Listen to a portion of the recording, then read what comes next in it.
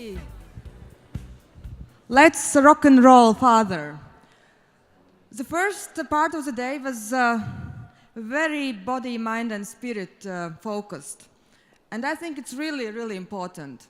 Just to refer to what Kaspar said, yes, we really pay big attention to our focus, mindfulness, and self-awareness also during this festival. And that's why one of the topics is digital detox. Also, those speakers who came from all over the world today for this conference and who came a couple of days earlier, they can tell you that we had a wonderful retreat, which was meditation with Monk John. So we are testing this, we are doing this. The second day would be more entrepreneur stories driven. Me, myself, I've been an entrepreneur, I think I can call 3-4 years already, and I can tell you this has been one of the most amazing journeys I've had, the most amazing journeys I have chosen. And in my Facebook feed, you can see all those great stories, all those successes, all those wonderful days I want to share with you. But behind the Facebook stories, there are also so many ups, but also downs. So that's why I'm really happy to have today Paulina Sygulska Tenner from London, who is investor, she's startup advisor, she's running a really big company, and she will share her own strategy how to survive in the jungles of being an entrepreneur. Paulina, the floor is yours.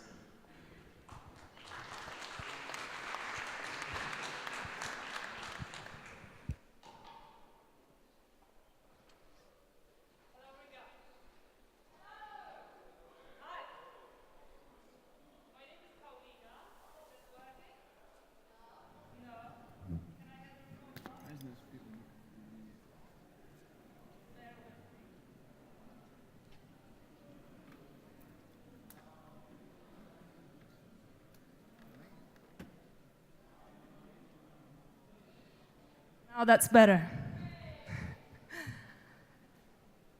I come all the way from London, and I am here to make you feel alive. The talk today is about the parallels I'd like to draw between the world of entrepreneurship and BDSM. And those of you who are here in the audience, you're probably a little bit into kink, or you'd like to discover your higher ground as an entrepreneur. Or possibly, just like myself, one and the other. Where's my clicker? Why the hell would I put entrepreneurship and BDSM in one bag to begin with? Let me give you some reasons. First of all, I think they're bold choices, both when it comes to the way to conduct your career and the way for your sexual expression. They both involve a really vast and quite raw emotional landscape. They will take you on a journey of self-discovery, whether that's something that you're looking for or would prefer to avoid. And both of them, I think, have the potential to change your life if practiced consciously. Let me tell you a little bit about my business and kinky side. On the business side of things, I'm an angel investor. I also run a company called Grand Tree back in London. We work with startups and scale-ups raising grant and equity-free funding. And we've helped over 600 companies to date, raising in excess of 65 million sterling. And even more interestingly, we've been on a fascinating journey of evolution as a company, understanding ourselves, redefining ourselves. Quite a bit more on that later. And on the king side of things, I am an experienced burlesque performer. I'm a fetish model. And I'm a big fan of sexuality as a means of connection to yourself, to the other, and if you're lucky and experienced, to everything that is. For those of you who are still wondering what kind of ride you've gotten yourself on here, these are some of the topics I'm going to touch on today. And let's dive right into the deep with owning your darkness. The idea for this talk came at a tantric workshop. I met a man who was not just exceptionally good at tantric massage, but who, as I later learned, used to be a successful entrepreneur. He owned a business quite a bit bigger than mine, and one day decided to get rid of it and travel the world instead. I asked him why, and he said that coming into the office felt like entering a war zone. And I thought, wow, that sounds like a BDSM experience where boundaries haven't been clearly defined. And I decided to make a talk of it. I used to look at BDSM in the same way I used to look at my own darkness, as a place that's better left alone, as a place that's better not ventured into because there's nothing productive, nothing useful to find there. And in the same way, I used to look at and fear the darkness in my business. So, in the effort to change that, I decided to list my key areas of personal darkness and business darkness on a couple of slides and show them to you. Ready? Right. I have a history of depression, serious darkness that's affected the way I show up in business. I have, as a free bird, deep resistance to routine, which does affect how I struggle with running a scale-up business that does involve a lot of structure and a lot of routine. I have a fear of chaos. I like to be in my confidence, something a lot of entrepreneurs, I'm sure, could identify with.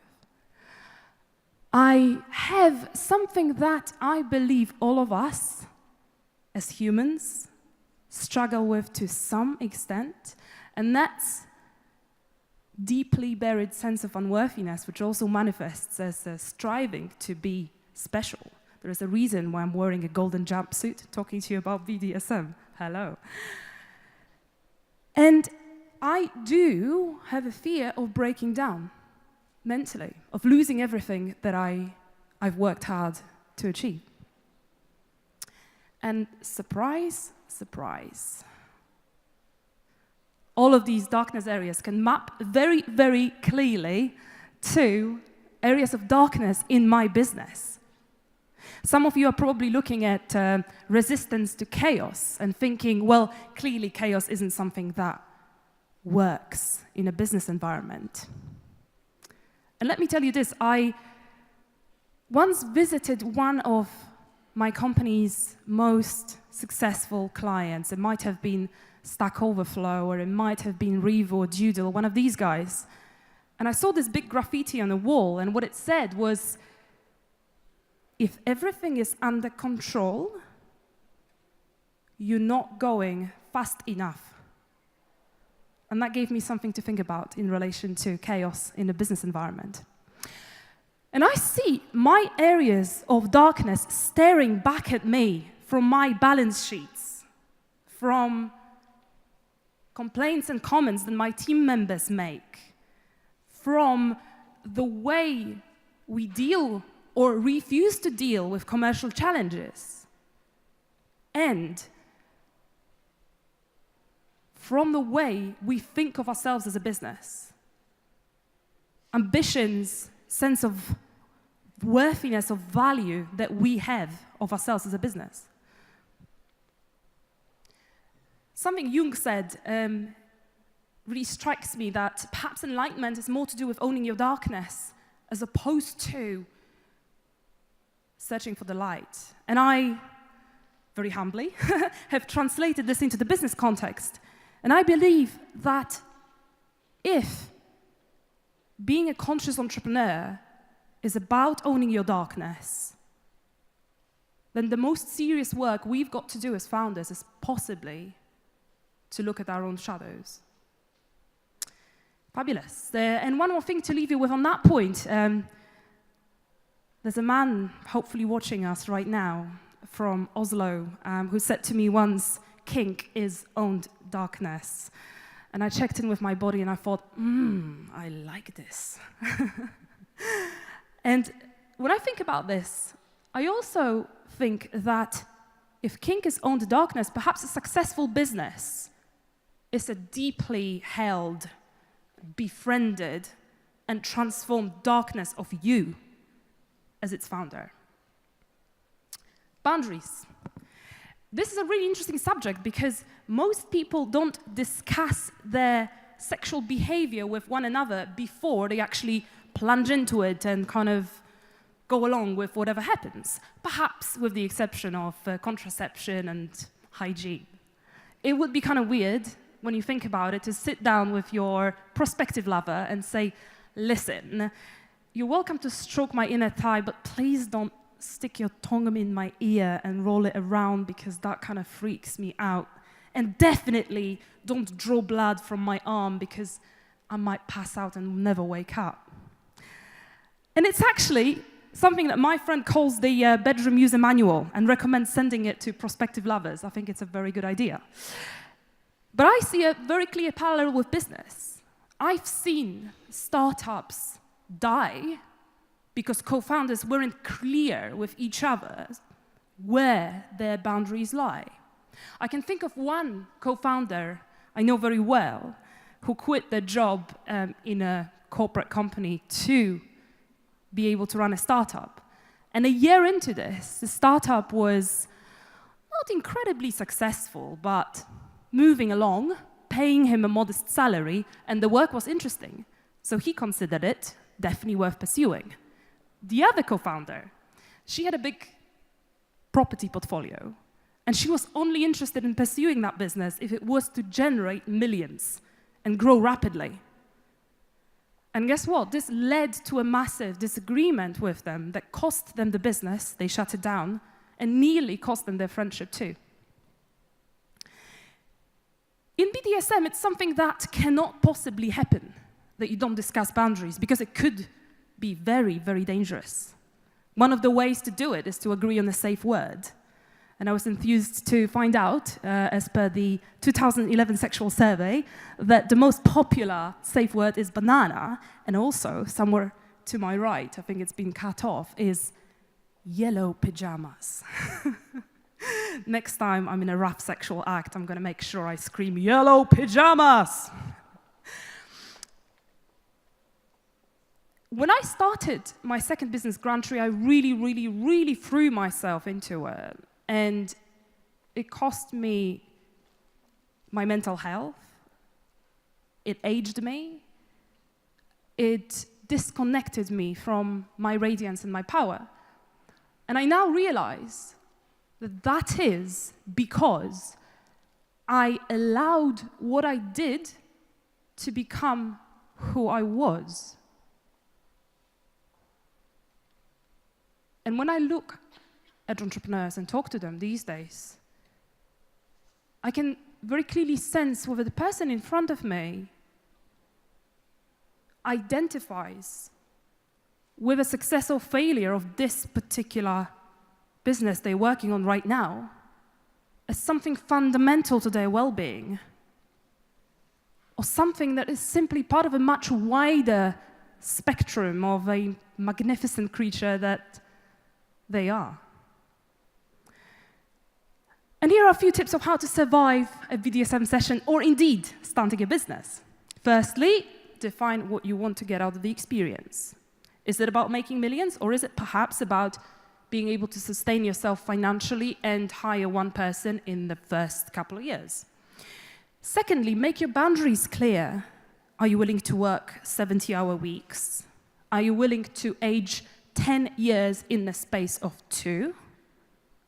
Are you willing to risk the most important relationships in your life? If not, where exactly are your boundaries? And thirdly, keep checking in with yourself and your co-founders. Are you still getting the experience that you signed up for? I've got this friend and past client called James, who used to be involved in a very successful startup. They did all the things that a well-established startup with high hopes for the future is supposed to be doing. They raised a lot of cash. They were working like crazy, chasing KPIs, and trying to deal with competition, making sure that they're first to market. And in the midst of it all, James barely noticed that his life became miserable. His social life, his mental health, pretty much everything. Until that one memorable day when him and the 2 of his co-founders sat down and opened up in front of each other and realized that all of them hated running that business, but were too embarrassed to admit it to one another. So that's why it's important to check in with yourself. These days, James runs a fantastic business which tackles the taboo of mental health in the workplace, which is, I think, 100% aligned with his calling. And what are your non-negotiables as a founder? I've met founders who are not willing to sacrifice time with their family, no matter what happens. I've had an investor say, I need to put my little ones to bed, so I'm going to finish the meeting now. I'm sorry, I'm leaving. And I really respected her for that. I've met people who said to me, if I cannot earn 100K a year, whatever it is, I am not interested. And I also respected them for it, because that's a very clear non-negotiable. For my co-founder and me, our non-negotiable is creating a kind of culture and a kind of work environment where if we were looking for a job today, we would like to work ourselves. More on this later. The fear and turn-on balance. That is something very raw for me right now, because I'm looking at this stuff actively.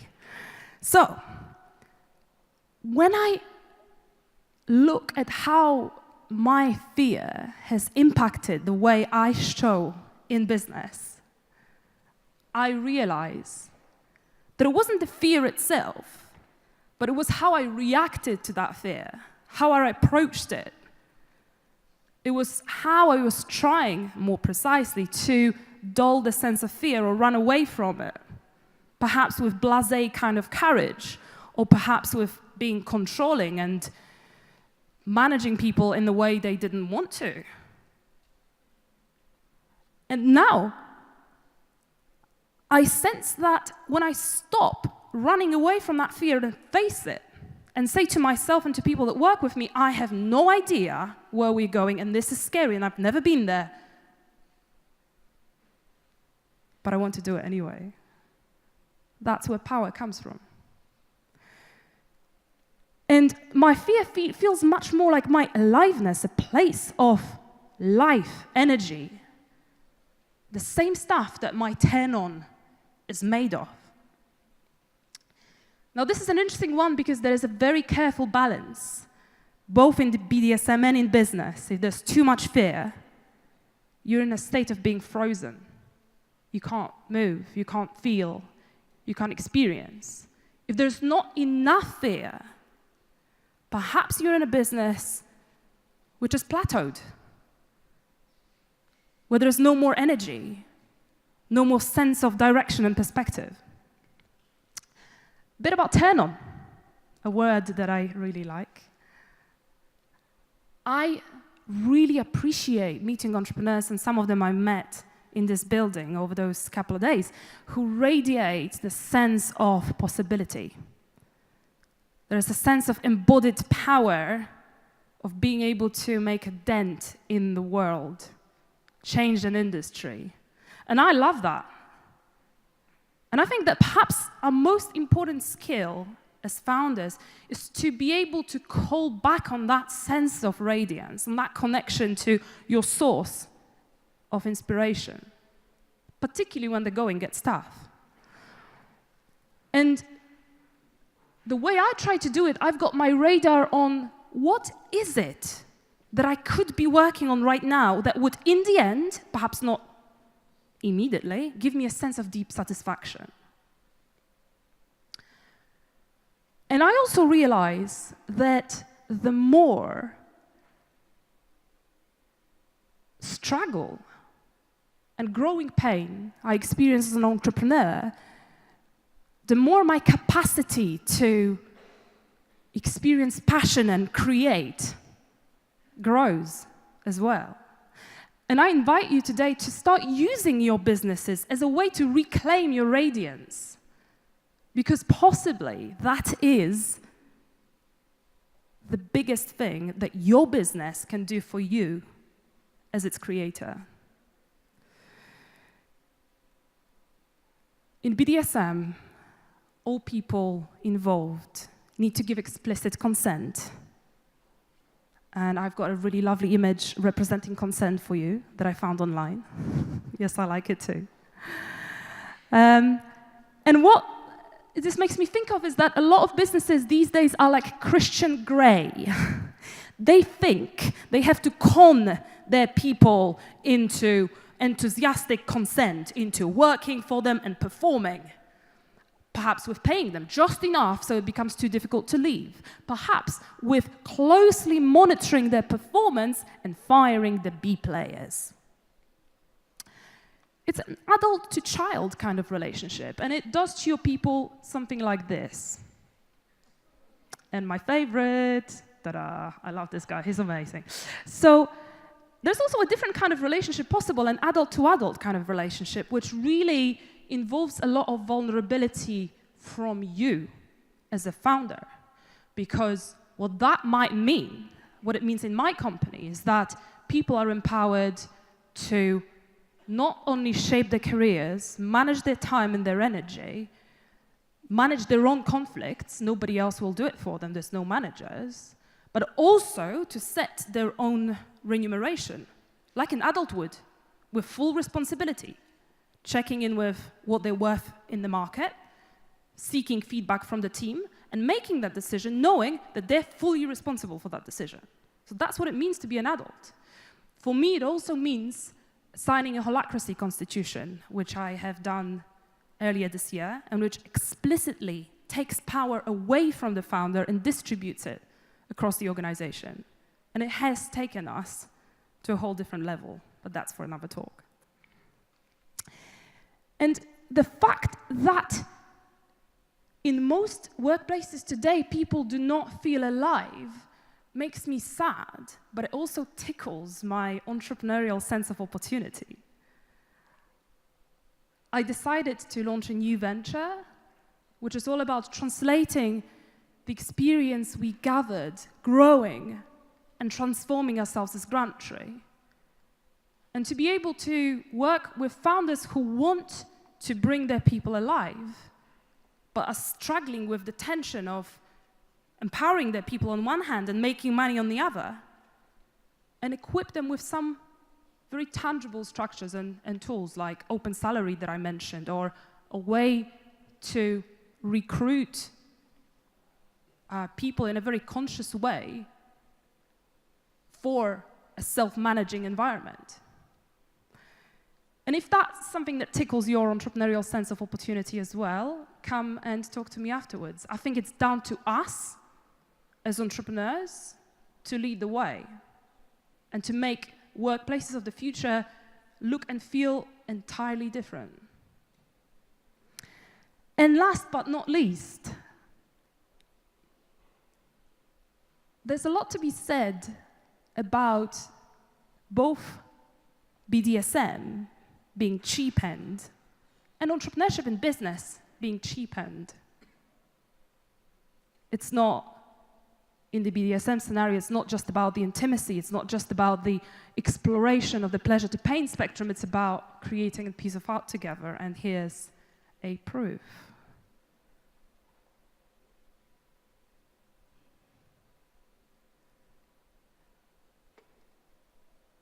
And this is my people on our roof terrace. Earlier this year, celebrating the milestone that we've reached of having raised 50 million sterling worth of equity-free funding for our clients. That number is now 65. I'm looking forward to buying some balloons when we reach 100, maybe next year. And when I think about my company, you know, I wonder, is it all about that number? Is it all about the tangible impact we have had on our clients and on innovative projects they're involved in? Is it about that? Or is an even more precious and powerful impact what we've created, what we represent as a workplace, how we live our values, how we communicate our values externally? Is that perhaps what I'm going to look back at, I don't know, on my deathbed, and realize that I am grateful for this impact, and it's been much bigger than what we do professionally? I don't know, but it's something I think about a lot. And I'd like to leave you with this little quote, because these days I'm starting to sense that building a business can be like creating a meticulous piece of art, using your craft and your genius as a founder, connected to your source of power and inspiration. And I wish you, and I wish myself, that we can run businesses like that.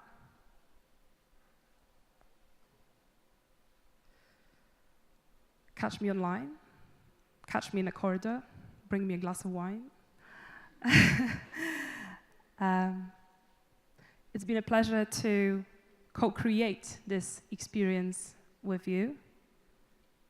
Dagnia, thank you for allowing me to do this. And thank you for participating with enthusiastic consent. That's all from me.